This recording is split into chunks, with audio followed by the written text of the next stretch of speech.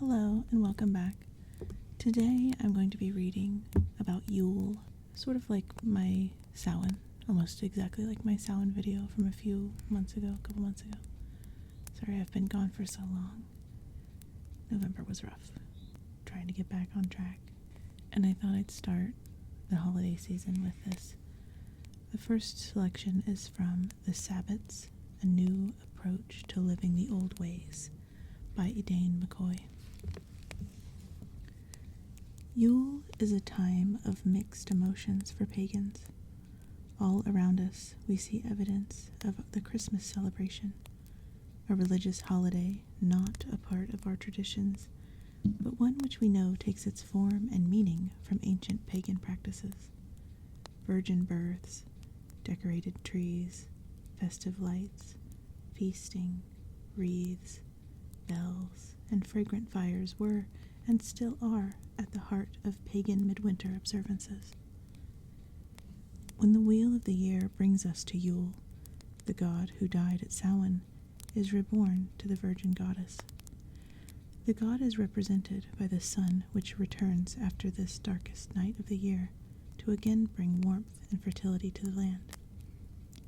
The profusion of lights on houses and trees at Christmas is a modern version of the pagan custom of lighting candles and fires as acts of sympathetic magic to lure back the waning sun. Today, it is still a custom in Ireland and Norway to leave lights burning all through the house on Yule night to not only lure back the sun, but also to honor the virgin goddess who gives him birth.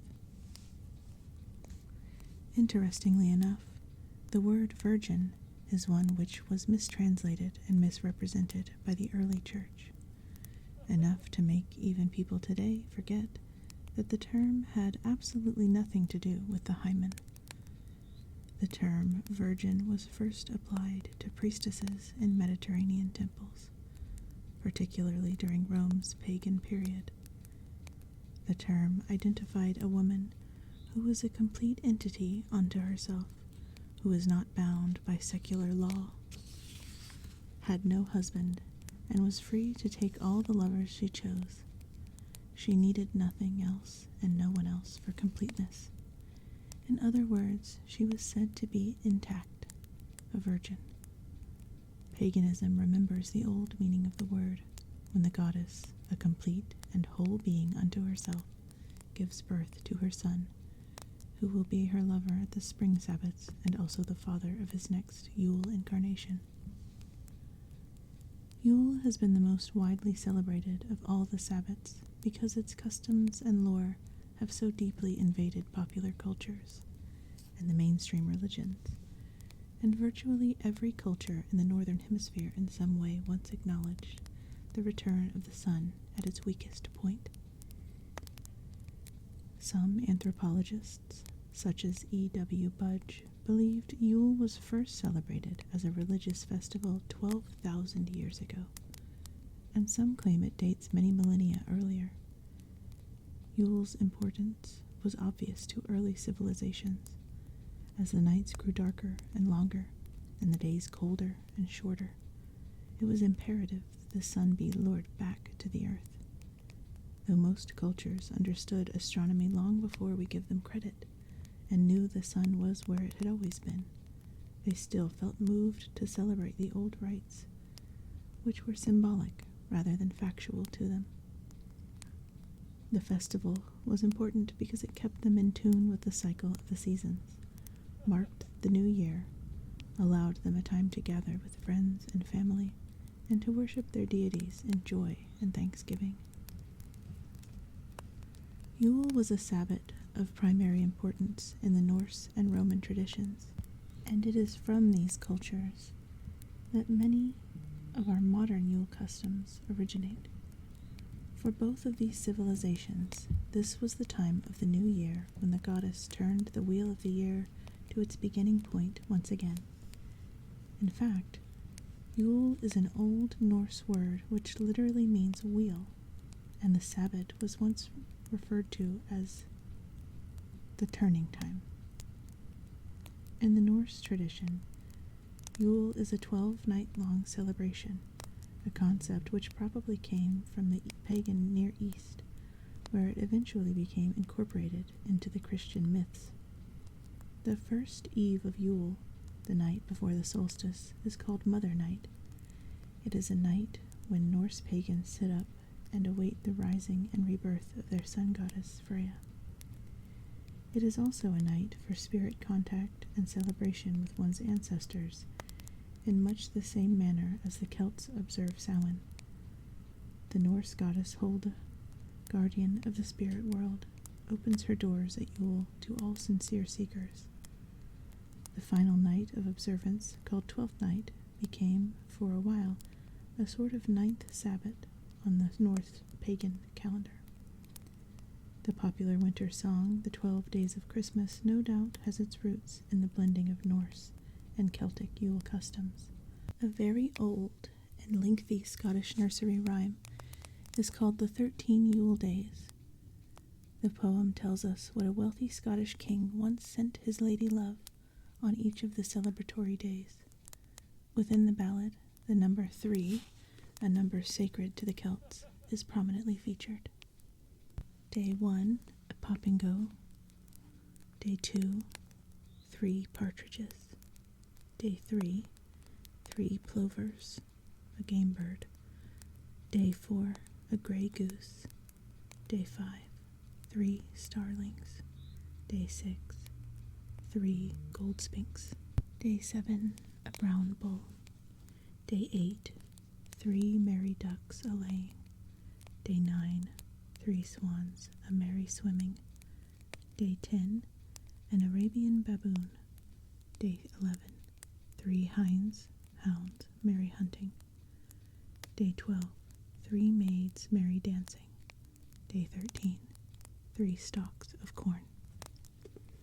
In ancient Egypt, the winter solstice was not only a time to celebrate the rebirth of their sun god Ra, but to commemorate the creation of the universe as well. In Egyptian mythology, it is taught that in the beginning there was nothing but Nun, the primordial black sea of chaos, often likened to the womb of the mother goddess. From this ocean of unrest, Ra was born, and he in turn gave birth to the other deities. After this great exertion, he cried the dark tears given to him by Nun, and each tear became the many men and women of Egypt. In sun-parched North Africa, December marked the beginning of the short, rainy season. If it rained on the eve of the solstice, it was considered to be a special blessing from Ra, whose tears were once again bringing new life to Egypt on the night of his rebirth. Wreaths and the cycle of life. The wheel of the year is often symbolized by the wreath. There is ample archaeological evidence to support the fact that wreaths have been used in this symbolic way for more than 4,000 years. Its cycle has no beginning and no end, thus illustrating that the wheel of the year is also like this, with everything in its time coming back to its point of origin and traveling onward over and over again. Wreaths came to be used at Christmas through the influence of Scandinavian pagans, who hung them at Yule, their New Year's Eve, to commemorate a new beginning of the ever-moving cycle of life. The profusion of this decoration at this time of year is a direct result of the pagan practice of creating these wreaths out of natural materials to decorate homes and altars for the New Year's celebration. In Sweden, it is still customary to have a young woman wear a lighted wreath to the ritual space. The Swedish folk song Jeanette Isabella comes from this custom, which was adopted for Christmas, a custom now largely observed by pagans at Imbolc. Wreaths can be made of materials easily found in nature, or can be bought ready-made in craft stores and other places that sell seasonal decorations. Or you can make your own unique Yule wreath out of wire, pine cones, and artificial fruit. Pine cones are frequently seen as decorations at Yule because they represent the male fertility. Most fruits, especially apples, are symbols of the goddess. Creating a wreath out of them makes a complete symbol of the union of deity. The god, the pine cones, fertilizing the goddess, the fruit, on the wheel of the year, the wreath. To make this wreath, you will need to gather as many unbroken pine cones as you can find. You may even want to begin gathering them at midsummer when they are plentiful in most of North America. Estimate how big a wreath you can construct with what you have gathered. 4 dozen average-sized cones will make a wreath about 18 inches in diameter. Then go to a craft store and purchase a sturdy wire wreath frame in the size you'll need, and also some wire twists, or florist's wire, and the artificial fruit. You may also want to get velvet ribbons and bows to add an extra splash of color to your wreath. Because the symbolism of the wheel was so important to this Sabbat, it became a day sacred to goddesses of the spinning wheel. In this instance, the spinning wheel is a metaphor for the great wheel of the year, over which the goddesses have always been thought to control. The idea of spinning to create things anew has come into modern paganism in the context of casting spells. Often, when we are making magic, we say we are spinning a spell or spinning a charm. In Germany, the goddess demoted to witchy woman Frau Holde was believed to ride on the wind in a sleigh on Yule Eve and give gifts of gold to her faithful followers. She especially awarded fine spinners of cloth. On this night, no rotary action of any kind was permitted. People had to walk or travel by sleigh. They could not spin, run their mills or mortars, or use any watches or clocks containing round mechanisms. All use of any wheel was reserved for Frau Holle. Even today, in parts of rural Germany, the symbol of the wheel is not forgotten. The rolling of a giant wreath, known now as St. Catherine's Wheel, recalls another old pagan custom which involved sympathetic magic to lure the sun's return to the earth. A giant 4-spoked wheel is created, and an effigy of a human being is bound, spread equal to the spokes. The wreath is then set on fire and rolled down a high hill, while the symbols of the fire, wreath, and the 4-spoked wheel are still potent pagan symbols. The use of the human figure is more elusive and may have descended from a time when human sacrifices were made in plea to the sun. If you wish to copy this custom, you can make the giant wreath out of woven twigs or straw, or try to find an old wagon wheel at an antique store. For making a human effigy, you can use straw-stuffed clothing like an old scarecrow, or merely purchase an inexpensive doll. If you want to set fire to the wheel, please make sure that you will not endanger any people or property when it goes rolling downhill. In some traditions, Yule was once a more important holiday for honoring the sun god than was midsummer. Winter was a time of death and stagnation in the eyes of early humans. Mother Earth was barren and unproductive. Shelter was drafty, disease was common, and food was scarce. In retrospect, it is easy to see why the sun came to be viewed as the father god who fertilized Mother Earth and made her fruitful and full of life once again. This observance and its meaning were so deeply part of the human experience that the early church was forced to move its Christmas celebration from August to December in order for it to be accepted. By the Julian calendar used in ancient Rome, the solstice fell on December 25th, now Christmas Day. From there was born the holiday we know today as Christmas, a date which celebrates another god born of a virgin mother. Yule customs preserved. One of the most persistently venerated of all the reborn sun gods was Mithras, whose cult spread far beyond his native Rome and into Greece, Persia, Egypt, and Asia Minor. His festival day, the solstice, was dubbed Natalis Solis Invicti, or the birthday of the invincible sun. Some scholars go so far as to argue that, but for a few quirks of history and politics, the pagan cults who worshipped Mithras might have been as widespread and accepted today as Christianity. It is no accident that some of the myths surrounding him are similar to the Judeo-Christian ones which surround Jesus. Mithras was born in a barn to a virgin mother, was the sun, S-U-N, son, S-O-N, personified, was the child of the God of all gods, and his followers continually pray for his return, which will herald new life and life eternal for all mankind. For pagans, this usurping of Yule has one great advantage. It has preserved for us many ancient Yule customs which might otherwise have been lost. Look in any book on Christmas customs around the globe, and you will find a plethora of pagan traditions. The tradition of Yuletide gift-giving comes from Roman pagans who called Yule by the name Saturnalia, a festival to honor the god Saturn. It was also a New Year's festival where gifts were given in honor of loved ones who had died during the previous year. Early Roman explorers and conquerors carried this tradition throughout Europe, where it remained part of the Yule celebration. The Norse used bells to herald the dawn after the long, dark night. This custom is still observed in Lapland. The jingle bells we see today on sleighs, carriages, doors, etc. also came from the Norse, who used them ritually to frighten away the powers of darkness that reach their peak at Yule. In Sweden, painted wooden roosters, long a symbol of the sun gods of Europe, were used as centerpieces at the Christmas table. In their pagan past, the largest roosters were brought into the house on Yule Eve and given a place of honor throughout the next 12 days.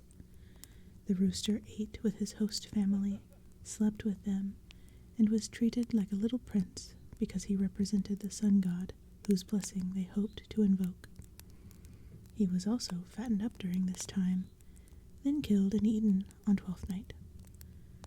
The Romans bathed with gold coins on this Sabbath to absorb their energies so that they might have a prosperous new year.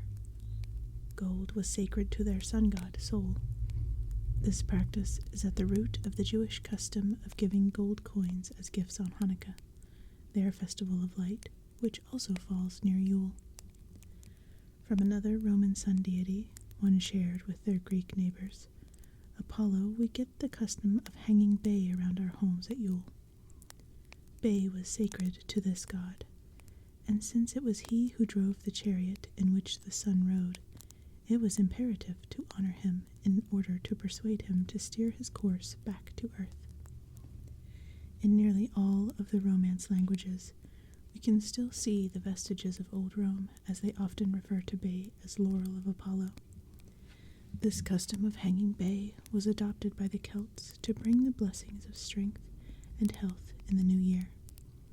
Bayberry-scented candles are still popular today, their scent rarely failing to revive memories of the season.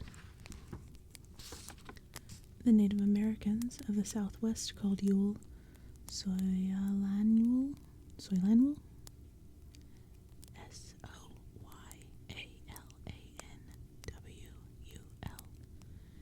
which means to bring new life to the world. They aided the sun's birth with a birthing ritual which consisted of having one person, masked as the sun god, crawling between the legs of the tribe's women. Kwanzaa, a modern holiday celebrated by many cultures of West Africa, is also connected with Yule. It is a festival of fire and light, which once honored the sun gods of Central Africa. It resembles the Jewish Hanukkah in that the celebration involves the lighting of candles, an additional one for each night of the observance. Other pagan cultures also used fire as a symbol for the return of the sun. Many of them tended perpetual flames throughout the year, which were allowed to burn out on Yule Eve, and then were rekindled the following morning to celebrate the triumph of the sun over darkness. Some modern covens still follow this custom by placing a large, single white candle inside an iron cauldron, which is carefully watched throughout the year so it is not allowed to die. During their Yule rituals, the candle is extinguished and then relit with joyous ceremony and thanksgiving. The Yule customs of the Celts are the ones most well known to Westerners today. The Celts drew their Yule practices both from the Norse invaders and from the Druids, the priestly class of their society. The Druids venerated evergreen trees as manifestations of deity and as symbols of the universe. To the Celts, these trees were sacred because they did not die from year to year, as did deciduous trees. Therefore, they represented the eternal aspect of the goddess, who also never dies. Their lush greenery was symbolic of the hope for the sun's return to green the earth once again, and their massive height associated them with eternity. Their intricate root systems, which reflected this height, associated them with the old magical adage, as above, so below. This means that what is the macrocosm, or the world outside our own, is also in the microcosm, or our world, and can be made manifest by us as tools of the deities.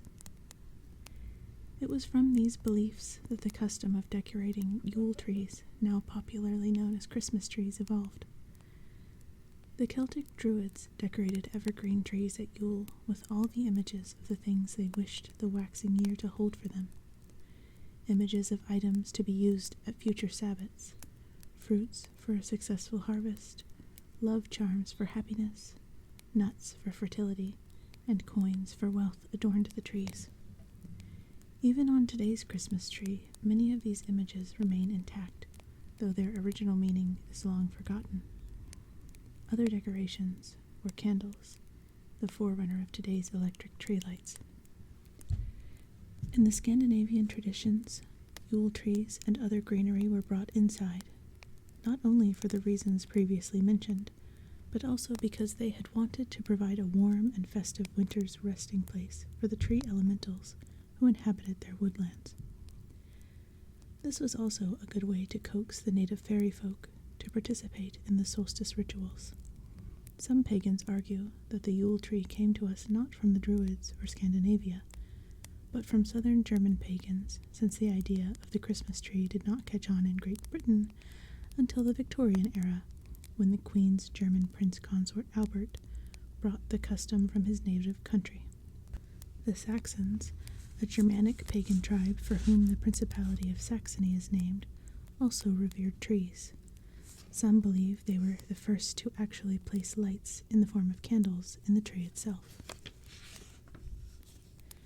Christian legend tells us that it was a German Protestant leader, Martin Luther, who, in the early 16th century, began this modern Christmas tree custom after walking in the woods one Christmas morning and seeing a lovely fir tree with the golden morning sun shining delicately on its ice-encrusted boughs.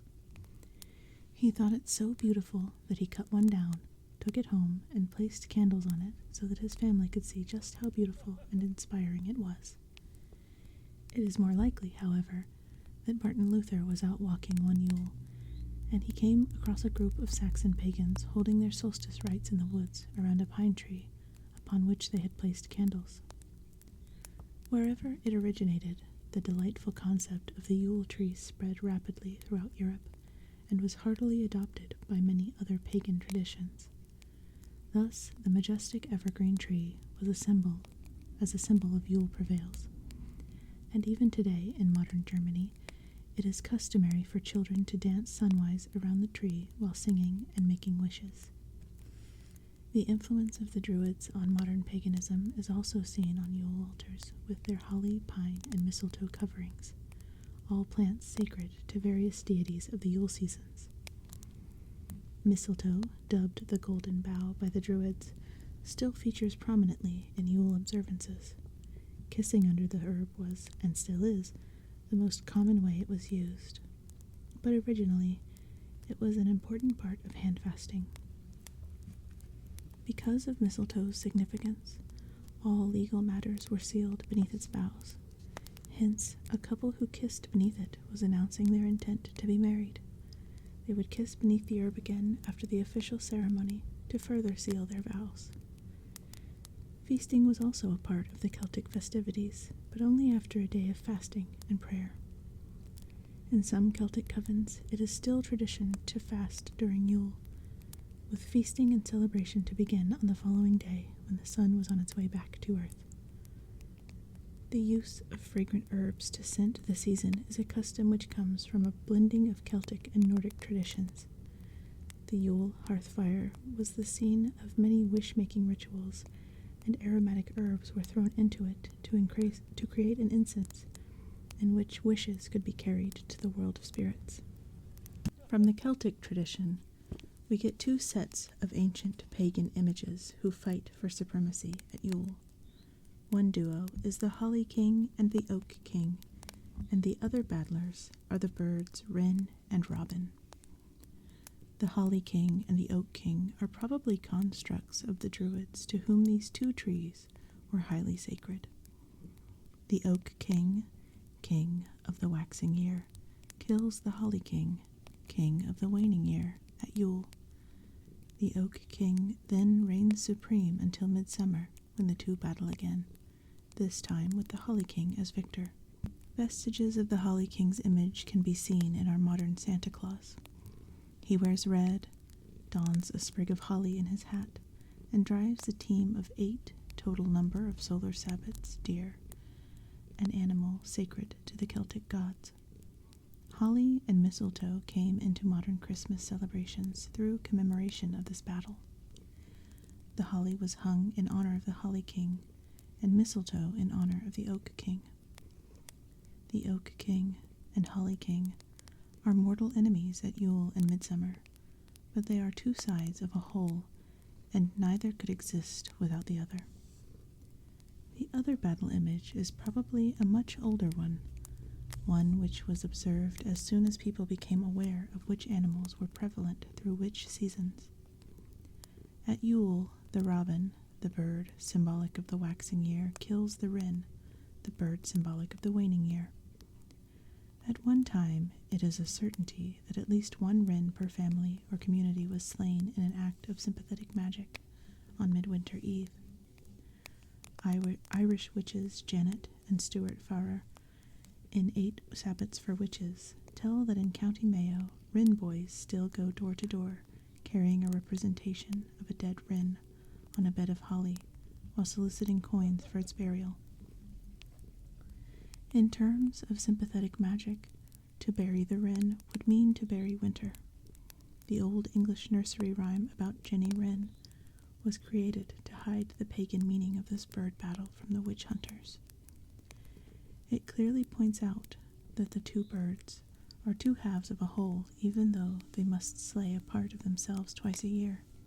The merry time mentioned is the Sabbat itself, and the cake and wine refers to the ceremony of cakes and ale, which is always observed at the Sabbats, full moons. Jenny Wren fell sick upon a merry time. Along came Robin Redbreast, and fed her cakes and wine. There is another lesser-known Scottish nursery rhyme, in which Robin laments never being able to dwell in the same place as Wren, for being dual aspects of one entity. They can but fleetingly pass each other as the seasons change.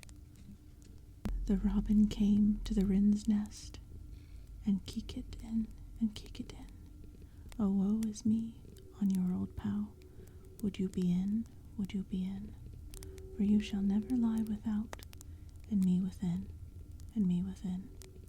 As long as I have an old clout to row you in, to row you in. The ceremony of cakes and ale is also observed at Yule in many traditions. The cake or bread, symbolic of Mother Earth, and the ale, often a juice or wine, a symbol of water and the moon, is blessed and ritually consumed. Some of the cake and ale is left for the birds, and some is poured onto the ground as an offering to the goddess. Thus, earth and water, the two feminine elements of the 4 quarters, are used in this ritual. The ceremony of cakes and ale is always observed while inside the circle after the ritual is completed. There are various ways to bless the food before it is eaten, and even more ways of honoring the goddess as mother of the newborn god with them. This Esbet observance may have been moved to Yule as a way of restoring some feminine balance to this Sabbat, where the male principle is sometimes overemphasized. The following is a brief cakes and ale ritual adapted for Yule use. It is written for a group, but can be easily altered to reflect solitary practice.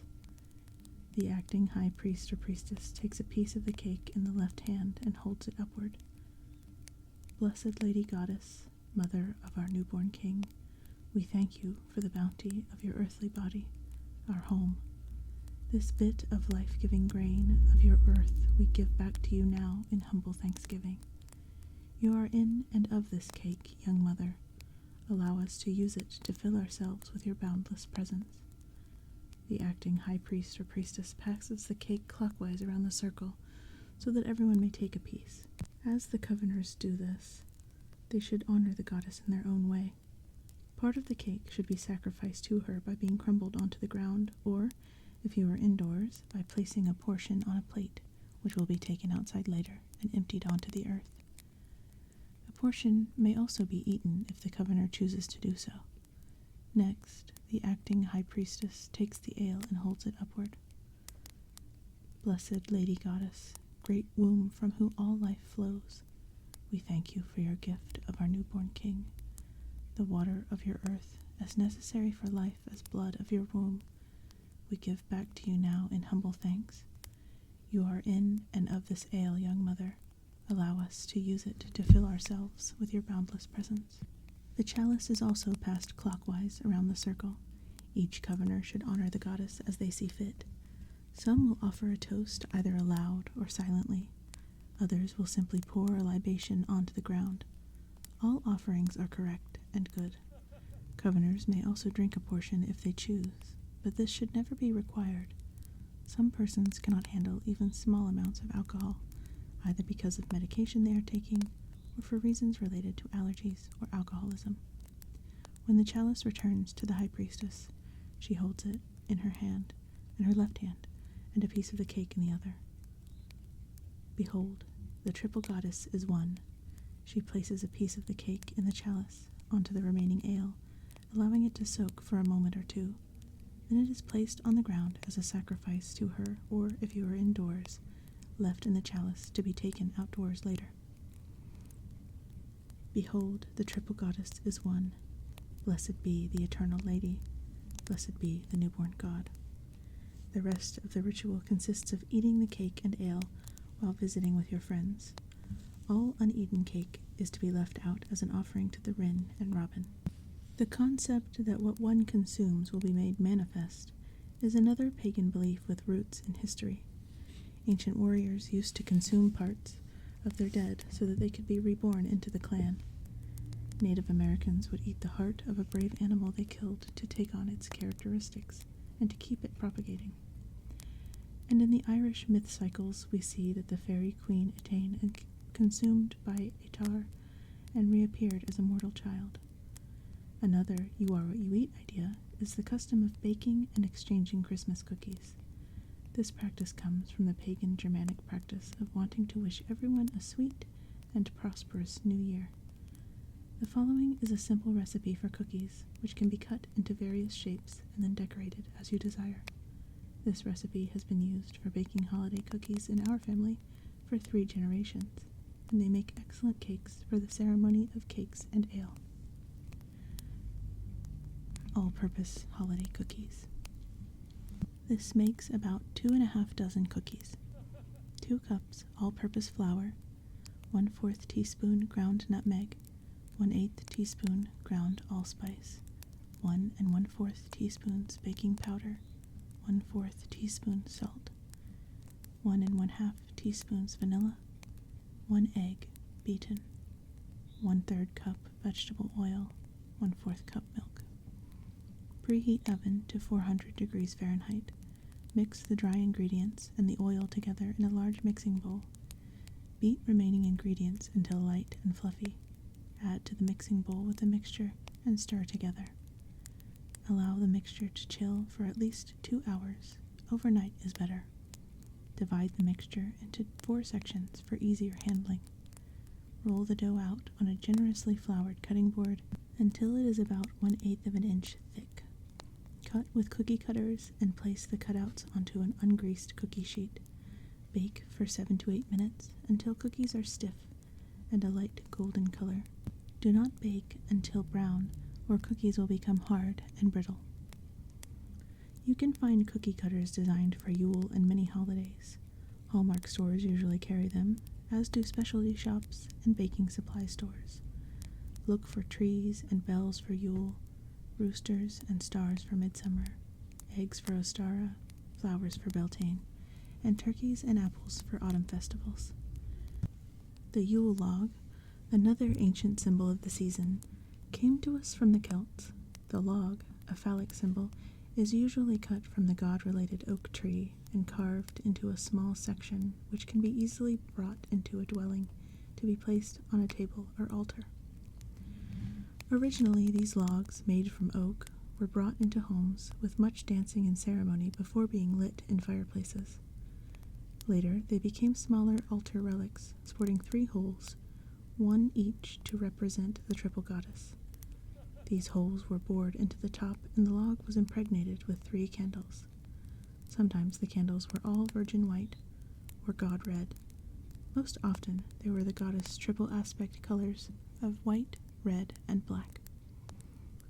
The entire log was then decoratively covered with holly, mistletoe, and evergreens to represent the intertwining of the god and goddess who are reunited on this Sabbat. There are 2 reasons these smaller, stylized Yule logs have remained popular today. First of all, fewer and fewer homes sport fireplaces in these modern times. Second, by the late medieval period, the idea of a single Yule candle, usually in white or red, had taken the place of a log in many parts of England and the Celtic world. The latter reason may have been partly in response to fear of persecution, or simply because it made the Yule log ritual easier to observe. Hopes for good fortune were invested in the Yule log image, and it was given a central place in the Celtic Yule rituals. This ancient doggerel of unknown origin reflects the importance of the Yule log on the Sabbath. May the log burn, may the wheel turn, may evil spurn, may the sun return. In Slavic traditions, the Yule log often has only 1 candle, and is usually colored orange or gold, also god colors. To the Slavs, the Yule log is a symbol of health and fertility, as well as a tool of sympathetic magic for the sun's return. They keep the ashes of burned logs tied up in a cloth for the entire year to serve as a charm of protection, fertility, strength, and health. Foods of Yule. Foods, especially ones traditional to the Yule Sabbat, were of central importance at this holiday. This is seen in the way food is still important to Christmas, and it is a carryover from the old days when Yule was the start of a lengthy cold period when food could become scarce. Yule became a time to anticipate, one in which to celebrate abundance and forget desire. Beans are traditionally eaten for luck on New Year's Day in Canada and the United States. This practice is from an Old Norse custom which traveled to northern Scotland and Ireland before coming to the New World with Celtic immigrants, and is especially popular in the American South, where they eat black-eyed peas, another type of bean, on New Year's Day. Beans are often used as fertility amulets, and eating them may have once been viewed as an act of sympathetic magic to reawaken those sleeping earth. An easy way to make hearty and tasty baked beans is to place canned pork and beans in a crock pot with ketchup, brown sugar, water, and Worcestershire sauce to taste, and let simmer all day or overnight. Roasting chestnuts at Christmas was a pagan Germanic custom which traveled to England, where it is still popular today. In England, chestnuts roasting on Yule hearth fires were used to divine information about the new year. Depending on which region of England you lived in, you would know a fixed set of rules about the way to interpret how your chestnuts popped and danced. While these rules could vary greatly, in general it can be said that lots of movement and noise was fortuitous, while nuts that were still or quiet or not. The Germans featured sour pickles at their feast, and pickles still figure prominently in their Christmas customs. One sour pickle was hidden somewhere in the home for the children to try to find. The children who found it received an extra gift or an extra portion of the feast. The pickle was symbolic of any sourness that was waiting to infect the new year. To head off this trouble, it was discovered in its symbolic form and found and eaten as an act of sympathetic magic to ward off malevolence. The Vikings featured roast pork at their Yule feast, with an obligatory portion being sacrificed to dead heroes. At their gathering, they retold their battle stories and reveled in their triumphs. This was similar to the telling of Finn tales in Ireland. The Norse also made toasts to Bragi, god of poetry and song, from whom we get the verb to brag. The Norse also used apples as Yule decorations and food in the same way the Celts used them at Samhain. The Norse thought apples to be the sacred fruit, which held the life energy that kept the deities eternal.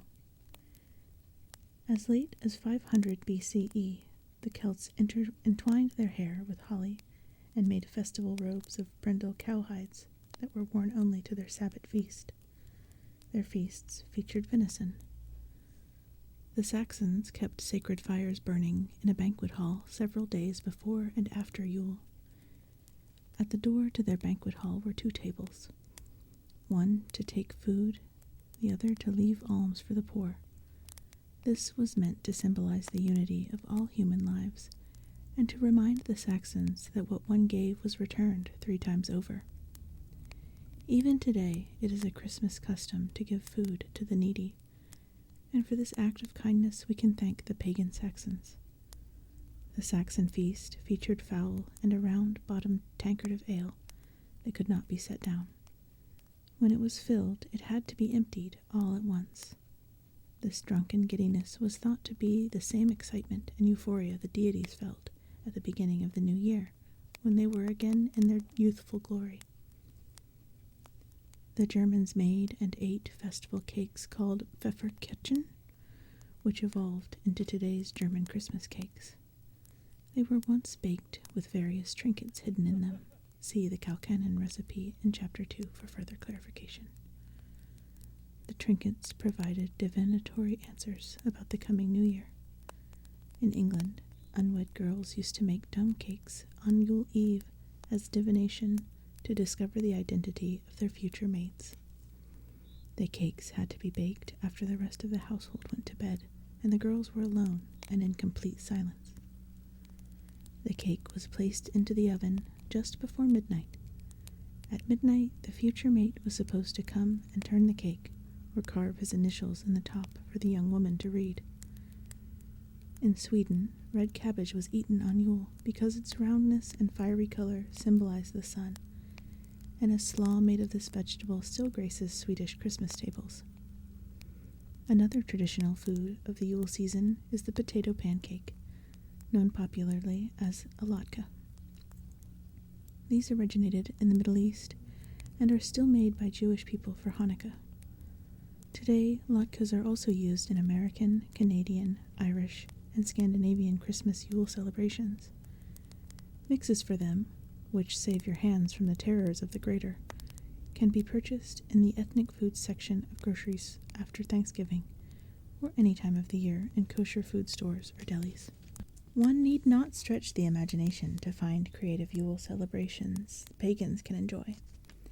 People expect celebration at this time of year, and seasonal customs are all so similar that even non-pagans have little trouble accepting your slight differences in interpretation and approach. If you wish to host a gathering, you might start with a party featuring creative Yule decorations. Tree decoration parties can be a lot of fun and are infinitely more pagan than they are mainstream. Have your tree erected but bare, and place the decorations in boxes around the room so that you won't crowd everyone into one space. For variety, have on hand decorations that not only reflect different pagan cultures, but also the winter festivals of many traditions. You can also have needles, thread, cranberries, and popcorn available to string together. These became popular during the Victorian period and are still used today. Make sure your home is redolent with the full-bodied aromas of the season. Serve a hot cinnamon cider made with warmed cider, cinnamon sticks, and a pinch of allspice and nutmeg. Burn fragrant herbs in a fireplace or in a censer. Orange rinds and bay add a particularly nice holiday scent to the air. Have a profusion of red candles to symbolize the young sun god, preferably one scented with cinnamon. Fresh baked breads and cakes also have an irresistible scent. Decorate one of these as a birthday cake to the sun god if you like. Color it gold or red to correspond to the season. Gift exchanges are part of the holiday and can be included in any Yule gathering. You can further paganize the gift-giving process by asking everyone to include a card with their gifts telling the recipient who the gifts are in memory of and why they were important to you. This is a beautiful way to give gifts because you share with others the most precious gift you have, your memories of a life. From now on, someone else will carry the memory of your loved one in his or her heart. At Saturnalia, the Romans further honored their dead by placing sprigs of protective mistletoe on their graves. If you live in a climate where you can comfortably venture out on Yule, this is a lovely way to remember your passed-over relatives and friends at this festive time of year. If you live where it snows in December, but doesn't get bitterly cold, hold part of your party outdoors. Sleigh rides, sledding, snowman building, and snowball fights are winter pleasures in which no one is ever too old to indulge. You can even paganize your snowman by making him into a representation of a deity of the season. Music for Yule. Music is another important part of Yule, and Christmas carols are yet another idea taken from paganism. Many common Christmas carols contain pagan images that are not so subtle. Carols are from an old French word meaning joyous songs, and were also the name of round dances celebrating the rebirth of the Frankish pagan gods. In ancient pagan Russia, it was customary to sing kolyadas, or ancient carols that featured pagan deities. Many of these still survive, though most have been Christianized. In Native America, it was required by the sun god that he be sung back to earth throughout the long, dark night. The English Christmas carol Deck the Halls with Boughs of Holly contains not one Christian image. In this carol, we sing of decorating with holly, singing Yuletide carols, dancing Merry Measure, and the telling of pagan myths, Yuletide Treasure. Another example of such a song is the old French carol, I Saw Three Ships Come Sailing In. The third verse contains the line, 3 pretty girls were in them in, which clearly is a reference to the return of the triple goddess after her coronage and period of mourning. Look into other Christmas songs for hints on how to adapt them to your Yule rituals. You will find you need make very few changes. When Yule rolls around, you should feel free to have a lighted tree in your home, hang a wreath on your door, ring the jingle bells, and give gifts in memory of loved ones. Remember that this is a Sabbat, a pagan festival, a time that marks the return of the sun god both to his goddess bride and to his joyous people.